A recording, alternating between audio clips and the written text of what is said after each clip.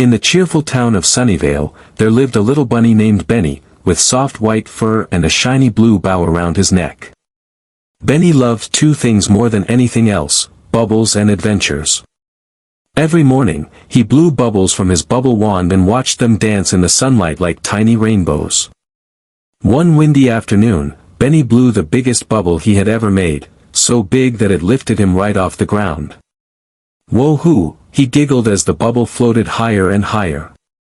The wind carried him over the meadows, past the giggling daisy fields, and up into the sky until he met a fluffy white cloud that smelled like candy floss. "Hello," said a soft, puffy voice. "I'm Nimbus, the bubble cloud. You made it all the way up here." Benny's eyes sparkled with wonder. Nimbus had friendly eyes, and every time he laughed, hundreds of shiny bubbles popped from his cheeks. Benny and Nimbus became instant friends. They floated together, making bubble shapes of animals, bubble lions, bubble ducks, and even a bubble castle. But soon, dark storm clouds began to roll in, and Benny's bubble started to wobble. "Hold on tight," shouted Nimbus. He blew a gust of warm, gentle air that carried Benny safely down to the ground, landing softly in a patch of dandelions.